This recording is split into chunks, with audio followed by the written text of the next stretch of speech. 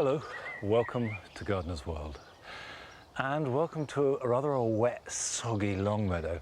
It rained very hard overnight, which is great for the garden, really, it needs it. But the roses don't like it, because not only do they droop and cower under the weight of the water, but also it does mean that the petals get soggy and fall off and makes deadheading doubly important, not just to keep the flowers going, but also just to try and add a little bit of respect back to them. And of course, the reason you deadhead is to stop them setting seed, because any plant, when it sets seed, is going to divert its energy from making new flowers. So the more you deadhead, the more that new flowers will appear. And there's plenty of life left in these roses yet, so it's time well spent. Coming up on today's programme, Carol visits Cottay Manor in Somerset to get inspiration from their beautiful borders. One of the most fascinating things about this garden is entering these secret little rooms. They're really intimate and lovely, and they're packed with marvellous plants. And Arit visits RHS Wisley, where she discovers that the gardener's traditional foe, the slug, actually might be the gardener's friend. So this is the leopard slug. They're really helpful slugs in that they actually are quite territorial and aggressive towards other slug species. So they have been known to attack and kill other slugs occasionally. And I shall be preparing my biennials for a really good display next year.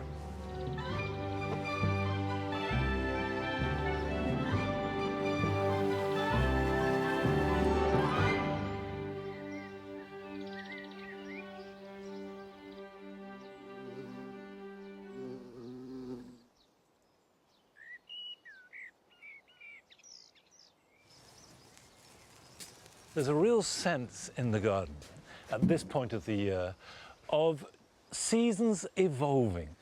And what we have is one season ending with the plants that were at their best at the end of May and throughout June, and another beginning, the late summer flowers. And as a gardener, what you have to do is say, okay, we've had one performance, that's finished, time to clear that away and create room, create opportunities for more planting, and also improve the health of the garden, and quite frankly, to tidy it up a bit.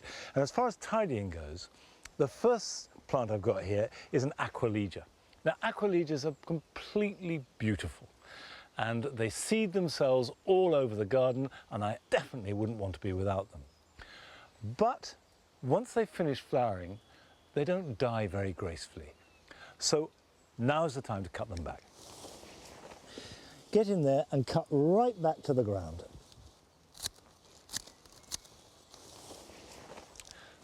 So they can go, and you can see that hiding underneath there was some Ophiopogon. So they'll get a little bit of light now. Essentially, that's a tidying up process. But there are other good reasons to cut back plants at this time of year.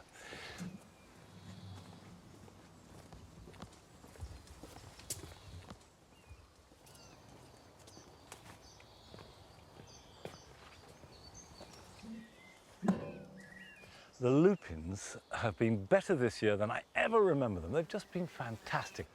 And their flowering season is late spring, early summer. And really by the end of June, they've done their stuff.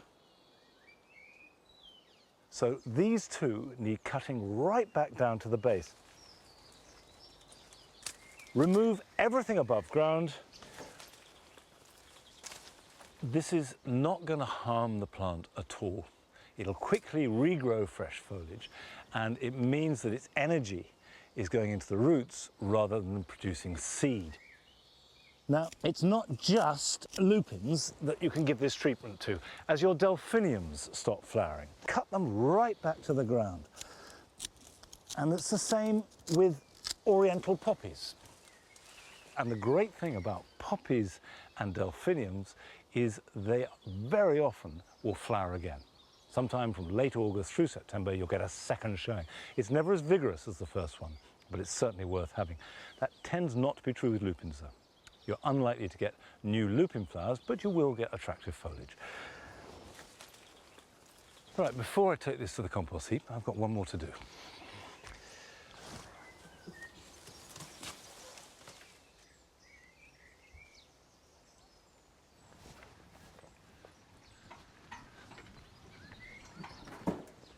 hardy geraniums are absolute standbys in the garden, but they don't all flower simultaneously, they don't all flower all the time. The earlier ones, like Geranium macrorhizum, like Geranium phaeum, will have done most of their flowering and be developing seeds. But if I cut this right back hard, that will come back. And very quickly I'll produce fresh foliage with fresh flowers. And that will let light and air and moisture in, and the plant will be a lot healthier as a result. The final reason why it's important to keep cutting back plants that have finished their performance and whose foliage is starting to die back is that in weather like this, when it's wet and still quite mild, it's the perfect conditions for fungal problems to get established, and also perfect hiding place for slugs and snails. Cut back the foliage and it gives you that opportunity to plant into the spaces, because nothing is going to perform right across the growing season. So you need to add to it and adapt and follow the flow of plants as they grow. Now, to get inspiration for this, the best thing you can possibly do is go and visit a beautiful garden, which is what Carol has done at Cotthay Manor in Somerset.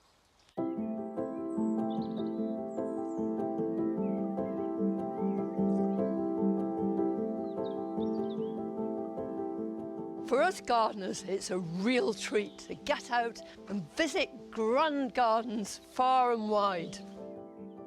Although Cotthay Manor is a garden on a great scale, nonetheless, it's divided into all these smaller sections, garden rooms if you like. But even this garden room is bigger than most people's gardens anyway.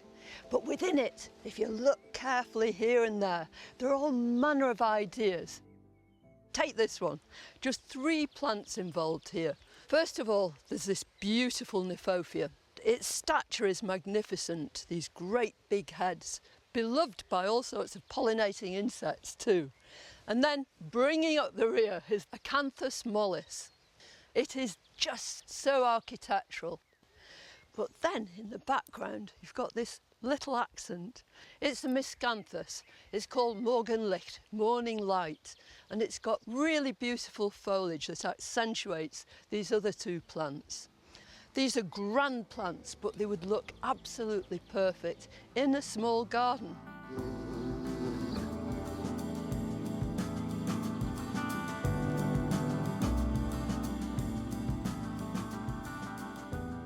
One of the most fascinating things about this garden is entering these secret little rooms. They're really intimate and lovely, and they're packed with marvellous plants. But this is what's really caught my eye. Not because it's bright and vivid, but because it's this most beautiful combination of 2 glorious plants, both Asiatic. This one is Kiringeshima palmata. It's a delight with these lovely round buds and then these long pale yellow flowers. And if you look closely into the centre of it, this beautiful little climber, Dicentra scandens. And if you trace it back, it's climbing way up over this obelisk and right up into the yew, with these glorious sort of golden droplets just dripping from the foliage. So elegant.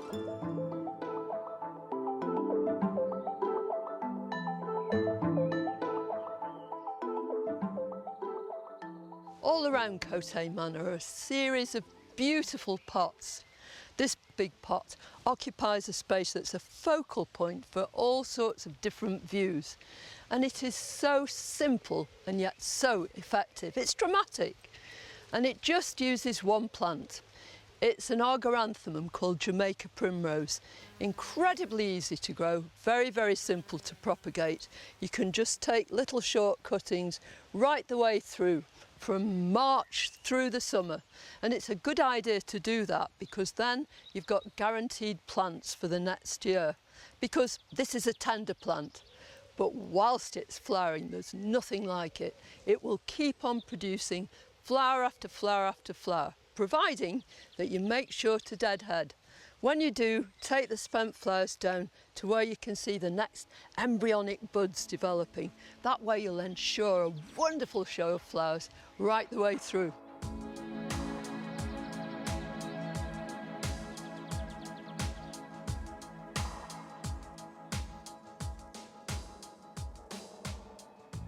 In this little garden room, the predominant colour is green. There are splashes of vivid colour here and there. And of course, there are hundreds of different hues of green, but it's green nonetheless. So how do you achieve that kind of interest and the sort of excitement that they've got here in this planting? Well, by thinking about things like form and texture, by thinking about scale too, and leaf shape. Really, really important consideration. So here you've got a gorgeous, great big salvia, involucrata. And then next to it is Synacalia tangutica, here in bud, with very divided leaves.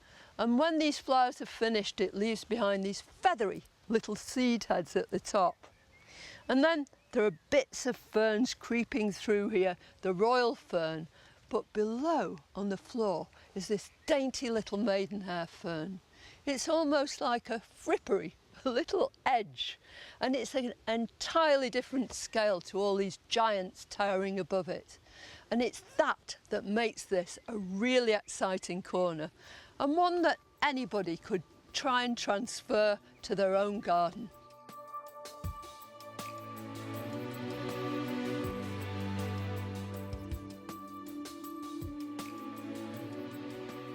On a corner is this delightful planting.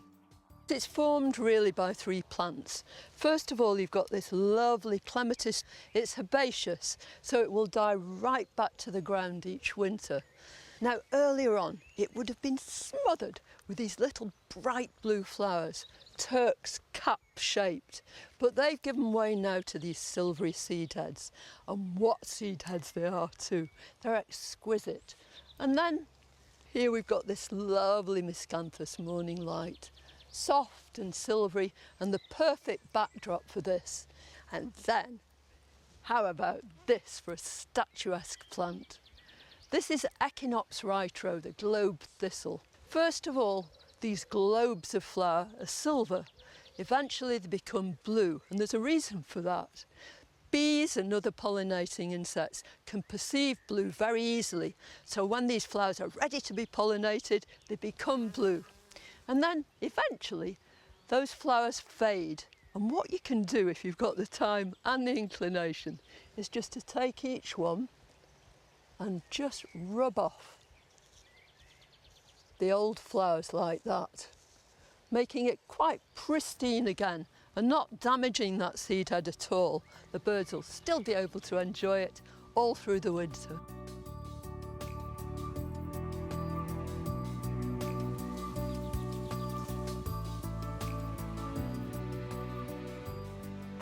Well, how romantic is this great long alley?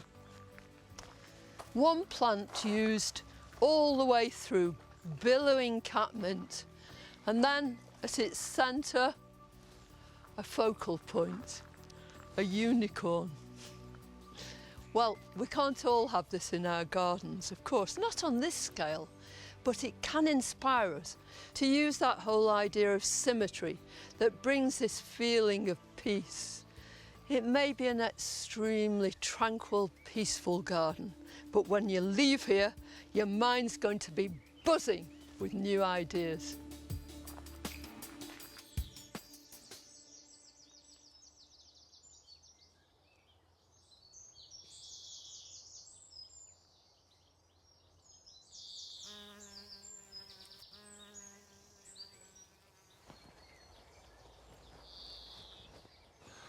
I really like the combination we've got here of the geranium and folkard with its vivid magenta, and this rose with these small but very intense red flowers.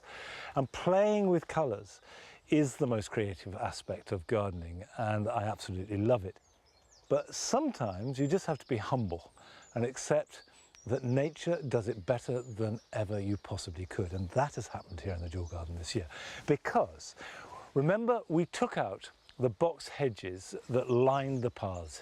And what has happened as a result is we have a rash of lovely poppies that have grown exactly where the box hedges were. And the reason for that is that poppy seeds germinate in response to light. And when we first made the Jewel Garden back in 1997, we scattered poppy seeds to fill it up. And they in turn dropped their seeds. And when we planted the box hedges the following year, the seeds would have been buried under the roots of the box. So they've stayed buried for the last 24 years. And the colours are glorious, they fit in, they add energy and dynamism, and they're a complete joy. So I'm very happy. That is a lovely accident. Now, we've been sent a film from a young couple who started a garden from scratch. And they've recorded the first few years, which they're sharing with us.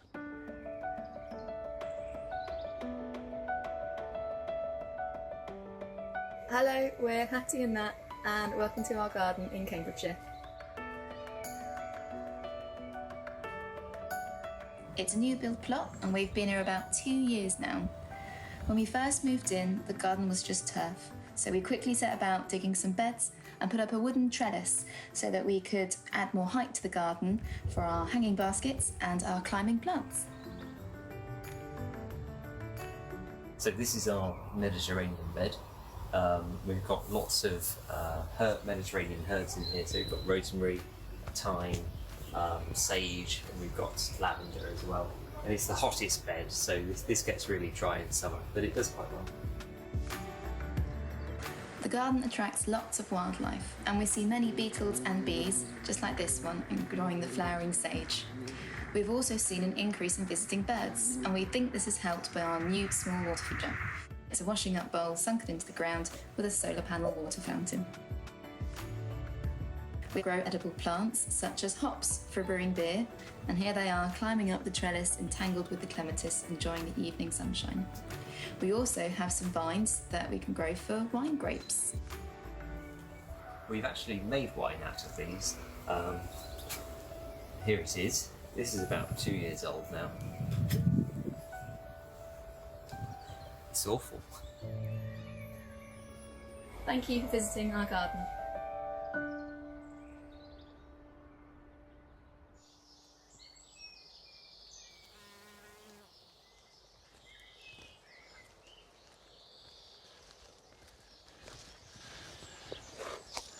I'm grinning because I love Matt's honesty about his homemade wine. Now, I've got a tray of sweet corn, and I'm going to plant these out now. In fact, the key thing is that they must be planted in a grid. Now, there's a reason for that. It's because sweet corn is wind pollinated. And what that means is if you plant them in a row, the wind can go across the row and blow all the pollen away from the neighbours. So you'll end up with no cobs at all. But if you put them in a grid, whichever way the wind blows is going to spread the pollen to other plants ready to be pollinated. And I reckon I can get 3 across this raised bed. In principle, the wider apart they are, the more cobs that you'll get off each plant. So these are about 18 inches, which should give me a couple of decent cobs per plant, and maybe even a third smaller one. And bury them slightly deeper than they've been growing in the pot. That will not just anchor them better, but also increase the root growth.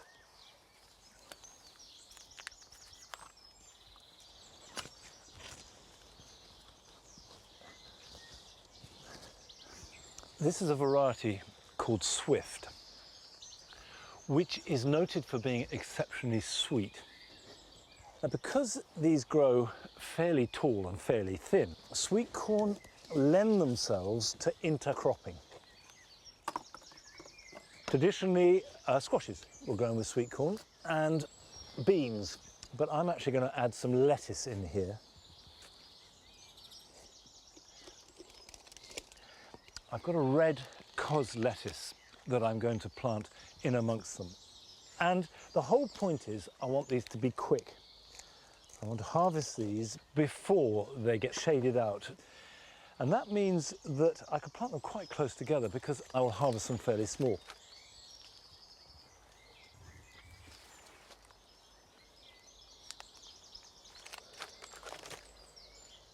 Now, one of the floral crops that span 1,000 allotments across the country are sweet peas. It's amazing how often you see them growing amongst vegetables, but for all of us who grow sweet peas, if we're honest, there is a slight element of luck about their success. Some years are good, some years are bad. We're not quite sure what we did to make that happen.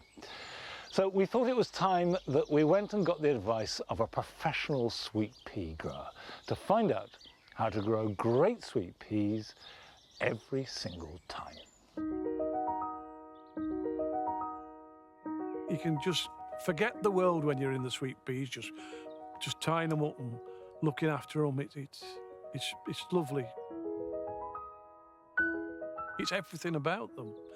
The way they grow, the way they perform, the heartaches they give you.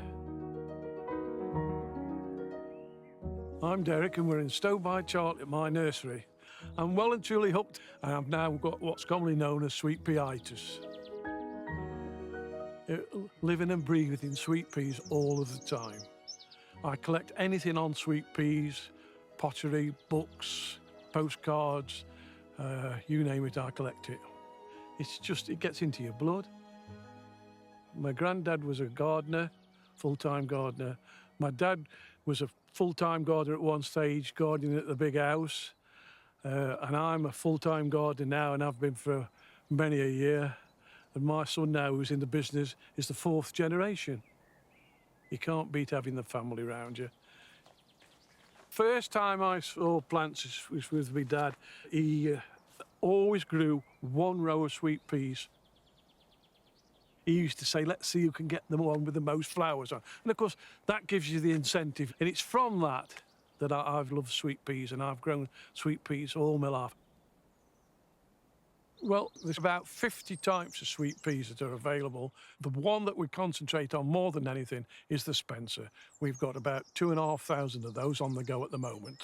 The Spencer varieties developed from a pale pink, wonderful frilly flower, and it's from that flower that all these Spencers have originated from.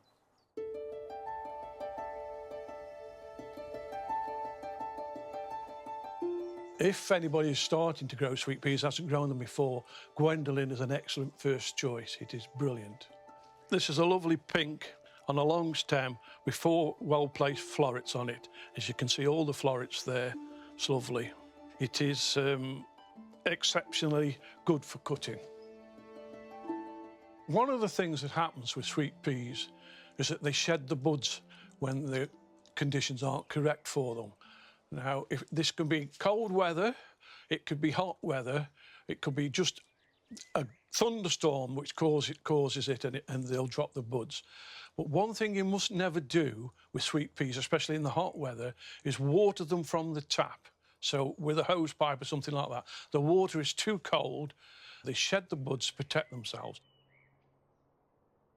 This is excellent for bud drop. It does hardly ever drop its buds. That's why it's top of the classes.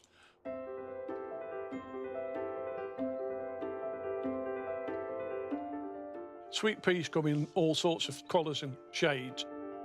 Well, Keira Madeline really has got a good perfume. It's absolutely magnificent, that is, yeah. That's called Lisa Marie. That's been bred by ourselves, and it's been named after my daughter. I haven't called a sweet pea Derek yet. There hasn't been one good enough, has there? This is Alan Hodson. It is an absolutely cracking sweet pea. An excellent pea for people for starting off with. It comes on long stems, well-placed florets.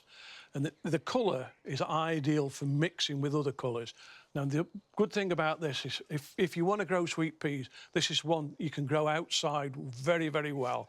It's weatherproof, showerproof, and it doesn't mottle up. This cream sweet pea is lovely. It's almost yellow. Just a good cut flower, that is, Doreen. Now, yellow is the holy grail of sweet peas, and we haven't got a yellow And it isn't in the genes of the sweet pea, the Spencer sweet pea, but if anybody can breed one and get one out, give us a call. But if we get a yellow one, it'll make me very happy to have a nice yellow sweet pea with my name on it.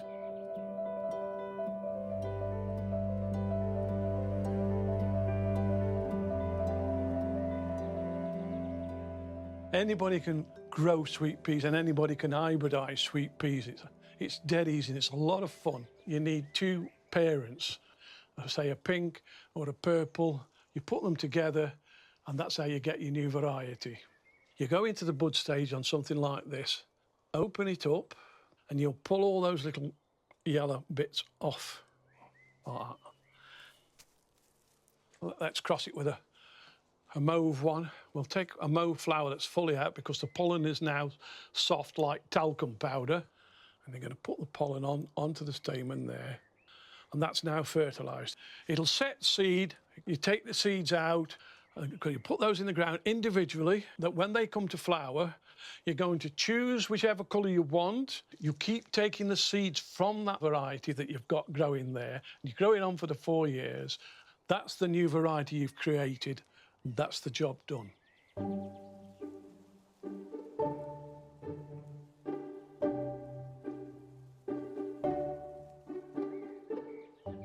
Growing sweet peas can be done two ways. One is like this, which we call cordon method.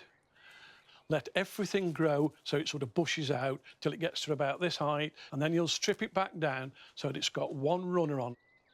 You have to take all the side shoots out, and as long as you've got two side shoots coming, you leave those in. That way you'll get an excellent cut flower every time with a long straight stem. Now, if you don't want to go to that trouble, you can grow them bush fashion, which was you leave all the side shoots and the tendrils on and it just bushes out. You'll get decent flowers on to start with, but cordon method, you get a stronger, longer bloom. It's brilliant. The tendrils have to be removed also as the side shoots. The tendrils are these curly bits on the end there. You just take them off at the end of the leaf and that's it. Because all the goodness that's going in to produce these tendrils is going into the production of the flowers. So you can imagine every leaf on here has got a big fat tendril on, because they do grow like that if you let them. If you're doing them bush fashion, you don't have to take them off, but it does help the flowers if you do.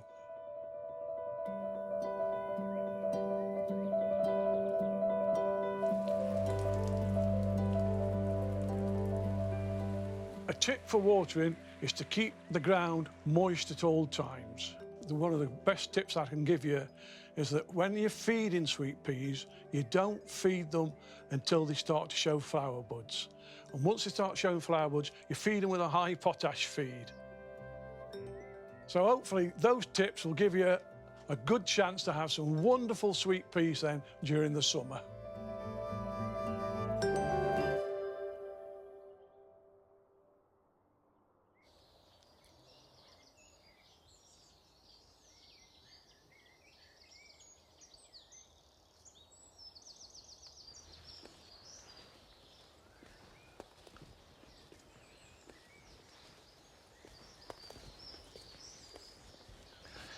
I think I knew, but I never really took in that there were no yellow sweet peas. Of course there aren't. But what we do have yellow is yellow rattle, because a couple of years ago, I decided to turn this little 2-foot wide strip along the base of the hedge into a mini wildflower meadow. But the one thing that you absolutely need is yellow rattle, and it's this plant here. It's got these lovely seed heads. And the reason why it's called yellow rattle is because as they dry, they rattle as they move around. And the whole point of it is that it's parasitic on grass. So where you have lots of yellow rattle, you don't have lots of grass. And that lets in all the wild flowers. Now, it is happening. This was a couple of years ago, so this is year 2. We've got lots of yellow rattle. Things like the wild carrot are beginning to appear, and the flowers will soon be out. There's red clover, which is also setting seed heads, very different to the yellow rattle, much more fuzzy. We've got sorrel. And we've allowed that to flower. Sorrel is a very close cousin of dock, and I've cut the seed head of that off because we don't want those seeds to fall. And the whole point of it, of course, is you have fabulous plants for bees and other pollinating insects. You have cover for small mammals and reptiles. And even if you do it in just 1 square metre in your garden, there is a huge benefit to wildlife and, quite frankly, to you, because it's lovely. Still to come, Arich visits RHS Wisley to discover more about some of our most vilified wildlife. So tell me about this guy, the black slug. So they will damage some of our tender plants, but they will also feed on a lot of rotting material. So they can be good, but they can also be a little bit bad. And I will be sowing some biennials for next summer's display. But first we're going to a viewer's garden in Bingley, where things have gone truly wild.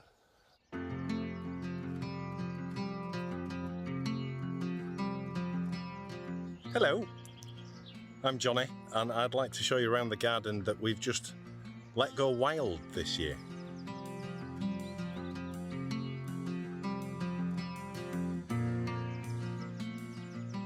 So this was a lovely tailored lawn, which this year we've just let grow. Cut a path through, we've got the apples, a plum tree, and just by letting that grass grow, we've got some absolutely gorgeous vetch that's come out in swathes. Just beautiful. We've just let plants plant themselves, and this one in particular we love. Just a wild rose that's popped itself in the wall. Absolutely lovely, and it smells gorgeous. Just let the plants decide what they want to do. It's almost like curation, I suppose, for want of a better phrase, just seeing what comes through and deciding what we want to keep, rather than really thinking about what we put in the first place. So hopefully you can see that you can let your garden just do itself, and we're really enjoying it, both the fact that you get so much wildlife coming in, but also the fact that it's actually really low effort.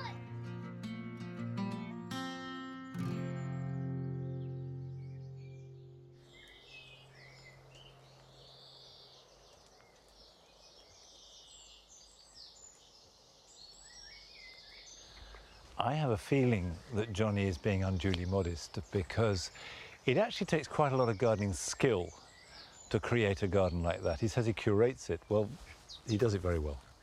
And this new approach to gardening of balancing what is truly wild and what is carefully controlled, I think is very exciting.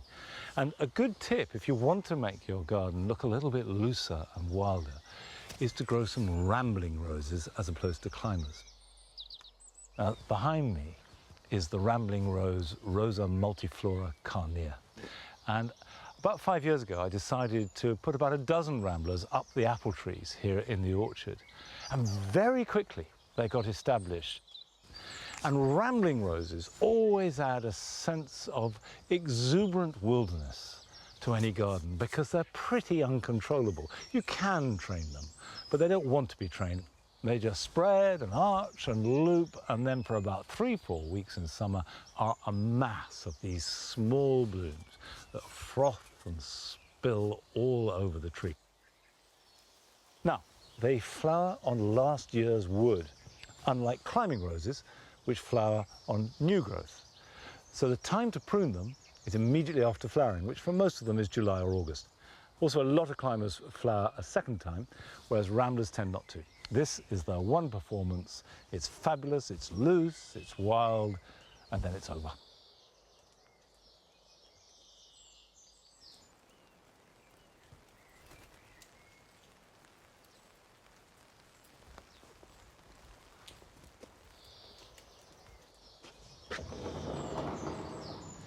The new greenhouse has really come into its own this summer. Now in pots, I've got chilies. And one of the keys to their success, I've learned, is to focus on the plant rather than the fruit. Get a nice, big, healthy plant, and you get lots and lots of chilies. Now, if you're short of space, and some do grow tall, you can tip them back. This is De Cayenne, which was one of the ones that we sowed together earlier in spring.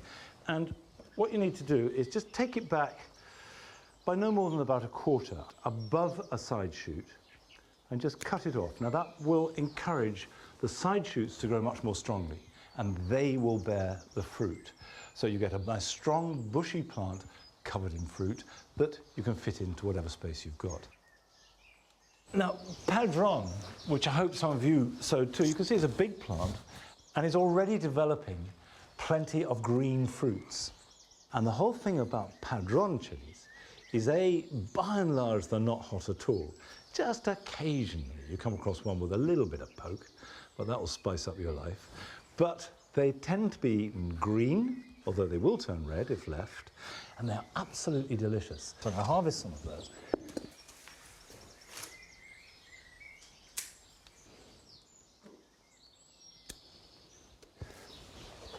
I do feed these every week, and I use a liquid seaweed, but a basic tomato feed will do the job perfectly well. And that will encourage the formation of lots of flowers and therefore lots of fruit.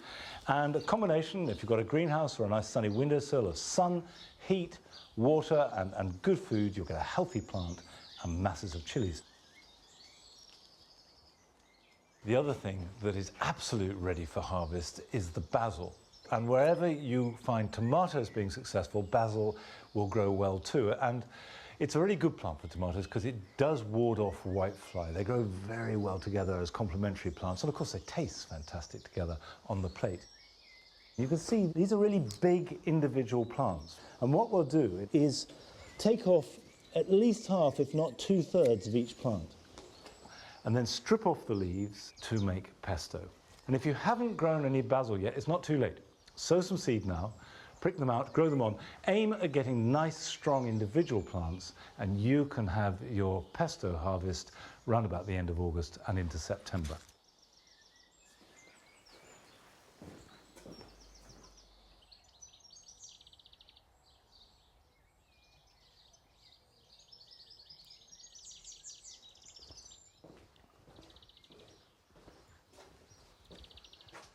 I've been growing cucumbers in this section of this greenhouse for the last few years. And this section is where the mist propagator is. There's a heated bench, so it means the temperature in here is always warm, it's always humid, and that's what cucumbers like best. I've got 3 fruits on here ready to harvest. This is a variety called Merlin, which is better grown indoors than outside. And if you're not sure whether a cucumber is ripe or not, the end is a pretty good guide because the more round it is, the more ripe it is. If it's still pointed, then it won't be ripe and ready.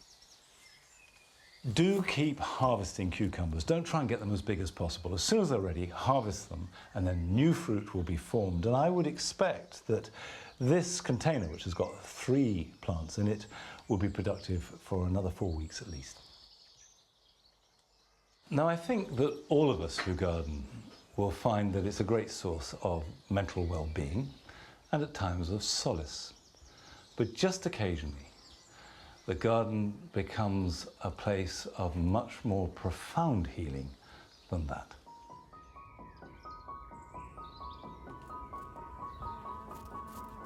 Hello, my name is Lucy and I live in Buckinghamshire with my husband and my 2 children.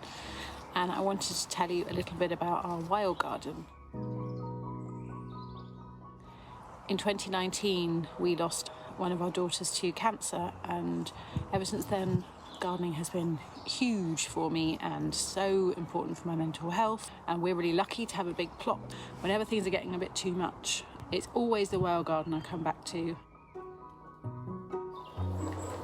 Our bluebells still look incredible, and now are being accompanied with this amazing cow parsley and forget-me-nots and primulas.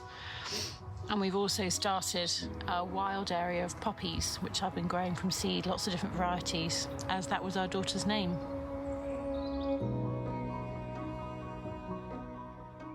When we moved in, we found this had been a bit of a dumping zone for old boxes and metal containers and all sorts, so I've actually repurposed a lot into growing vegetables. And funnily enough, one of the best things I found that's worked is old council recycling paper tubs. In the autumn, we cut all this down and removed it all and gave it a good raking and put wildflower meadow seeds down for shady areas. So I have everything crossed for this summer. This is going to be filled with wildflowers.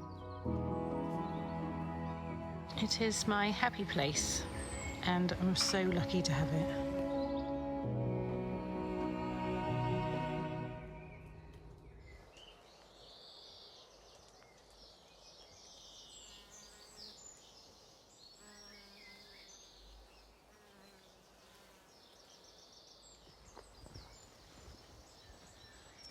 Thank you for sharing your garden, Lucy. It's lovely.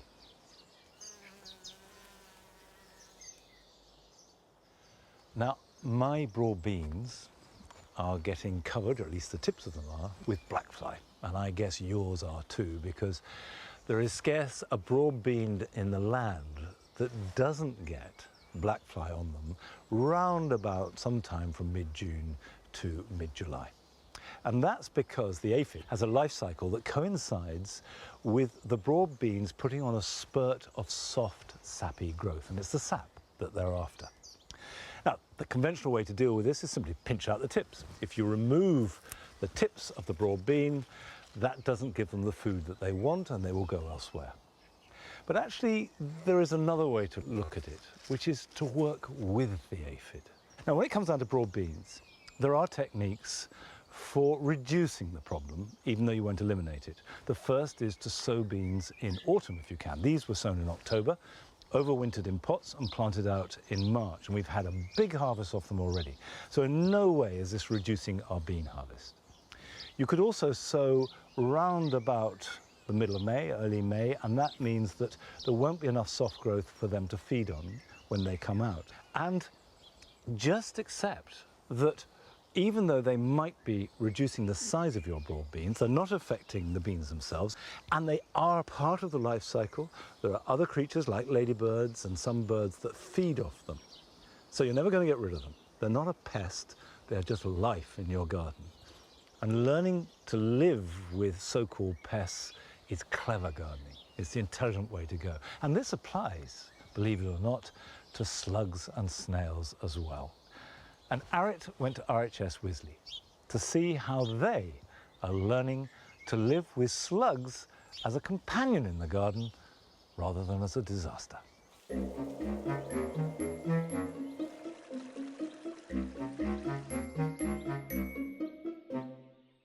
If I told you there were some creatures in our gardens that could help improve our soil, eat all of our rotting plants and be a food source for our wildlife, do you know what they are? Gastropods, also known as slugs and snails. Who of us can put our hand on our heart and say we haven't cursed them, hunted them at dusk, and disposed of them in ways we wouldn't want to share? It's not surprising we dread slugs when we consider the figures. With 40 species of slugs in the UK, the average garden might have around 200 slugs in a square metre of soil at one time. That's a lot of picking slugs off your plants at midnight. So I've decided to take a different approach. I'm much more relaxed and realise that they are part of the ecosystem of the garden. It's time to set the record straight. Imogen Cavadino, an entomologist at the RHS, has been researching the habits of slugs and their plant-chomping abilities. I'm very impressed by your selection of slugs here. I thought we'd be rummaging around in the background here. Yeah, if we did that, we would probably be there for quite a while trying to find the slugs at the moment, because it has been so dry. Can you tell me about the biology of these slugs? Slugs are pretty fascinating. They're not symmetrical like humans, they're actually asymmetrical. So, for example, if you look at this one here, you can just about see this hole opening on the right-hand side at the front here. That's actually the breathing pore, so this is where they'll breathe from. And also right next to it will be the genital opening, where their genitalia will come out when they're mating, but also where they poop from as well is in that area. Is that where the mucus comes out from as well? So the mucus comes out all over the body. It's really important for any slug or snail to be nice and sticky, to stay nice and wet. And it's also how they move, so they'll produce this sheet of mucus and glide over it. Is that where the eating occurs, though, Imogen? That's the really key bit. Yes, so the mouth is at the front of the slug's head, and within that mouth there's a tongue-like process known as the radula, which is covered in thousands of tiny, tiny teeth. And it uses this a bit like a cheese grater in that they'll stick it out of its mouth, scrape it along the surface, and scrape the material into its mouth of whatever it's feeding on.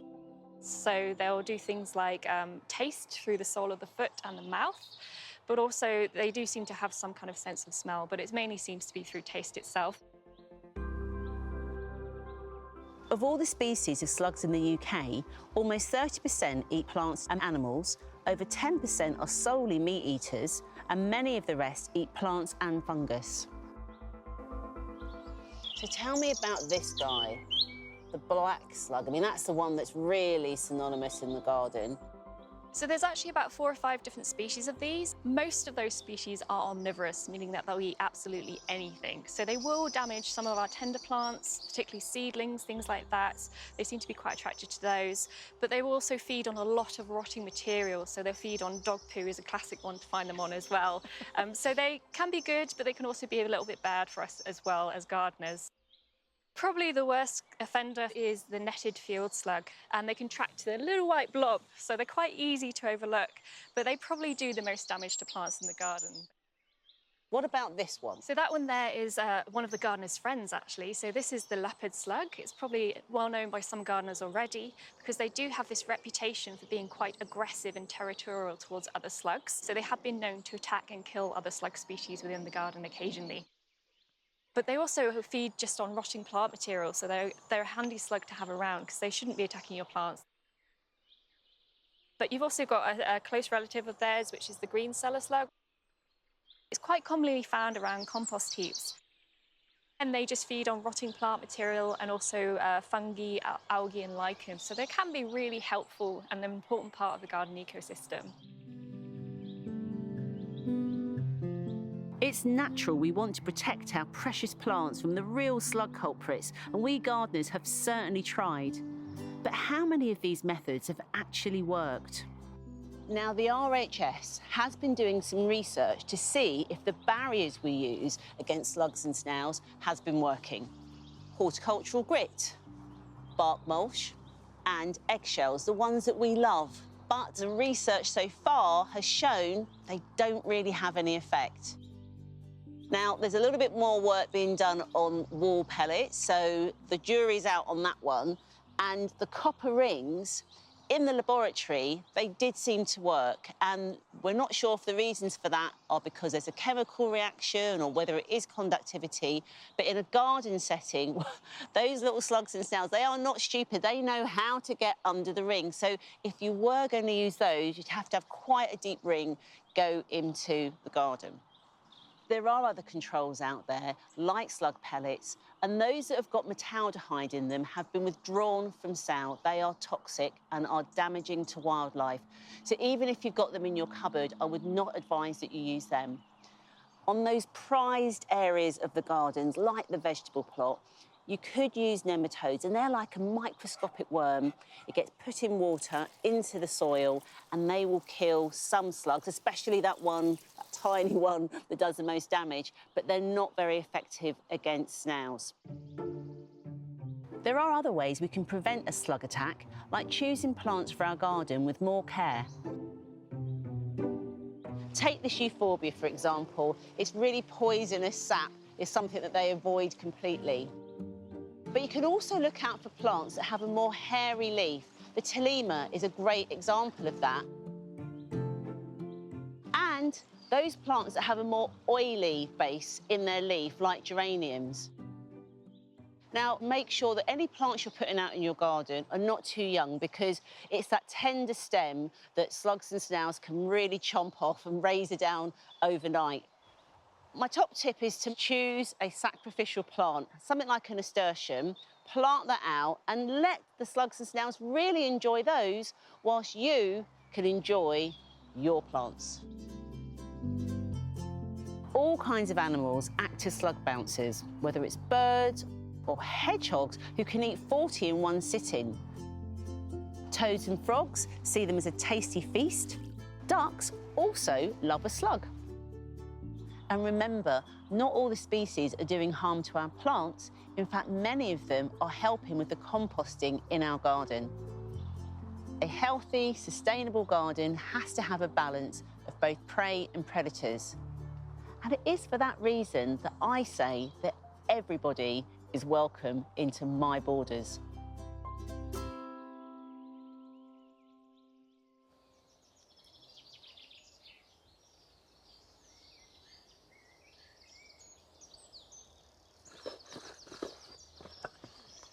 I've been doing this job in some form or other for nearly 35 years.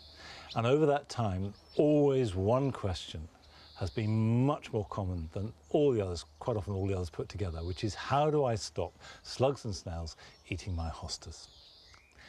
And I've long come to the conclusion that that's the wrong question. And I'm so glad that ARET and the RHS are pointing this out clearly now. The right question is, how do I live and garden with slugs and snails? And we're not going to get rid of them. So we might as well learn to live with them, and perhaps, who knows, even love them.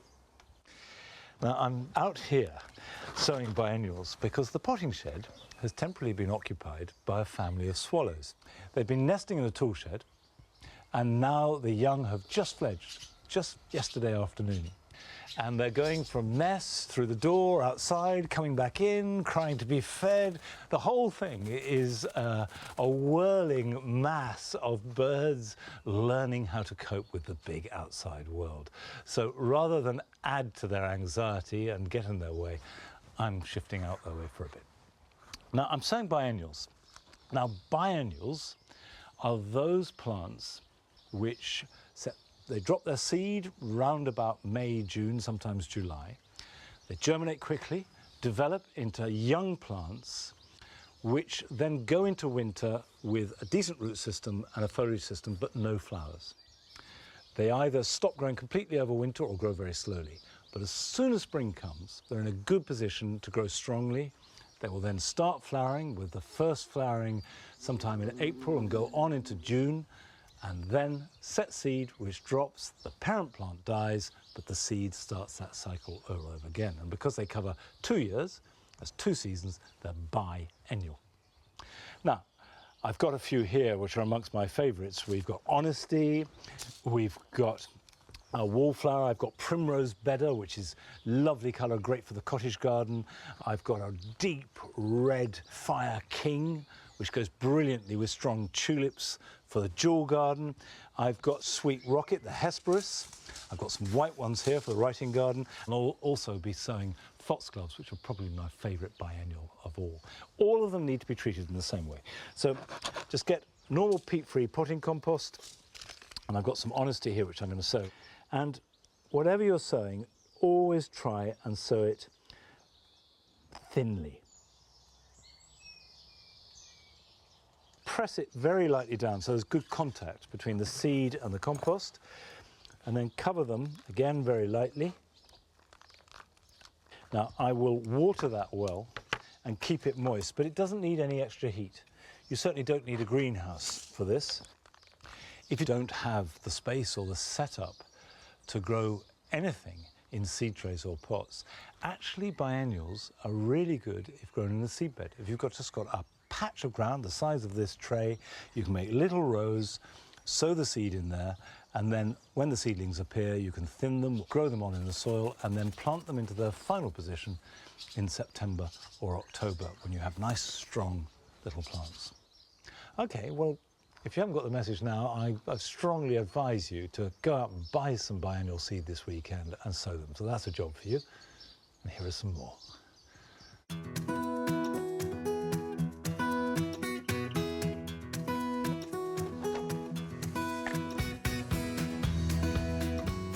If you're planting out brassicas such as these cabbages for winter harvest, they will need protecting over the coming summer months.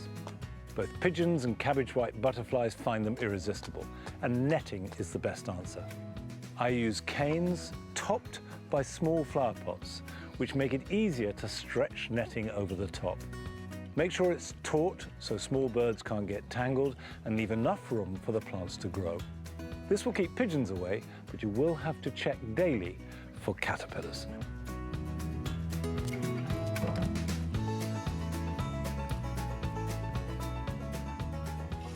Whatever the weather, even if it's been wet, every container should be watered weekly at this time of year. They also need a regular feed, and I combine this operation by using a liquid seaweed or tomato feed, which will encourage good flowering. Give each container a good soak, and that will keep them looking good all summer long.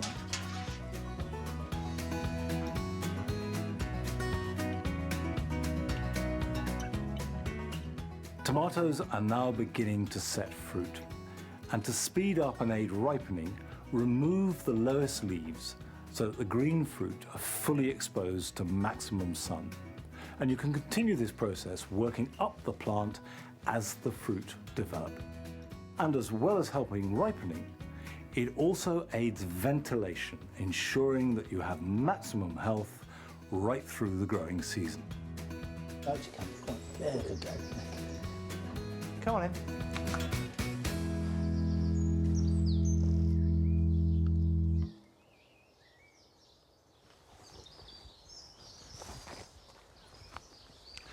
I love the grass borders at this time of year. One thinks of grasses as being at the peak in autumn, when you have all those tawny colours, golds and silvers, and the flower heads are falling, and you get that lovely sibilant sound as the wind rifles through them. But I love them most right now, at this point in the season, when they're growing really strongly but are lush and green, and they're full of energy.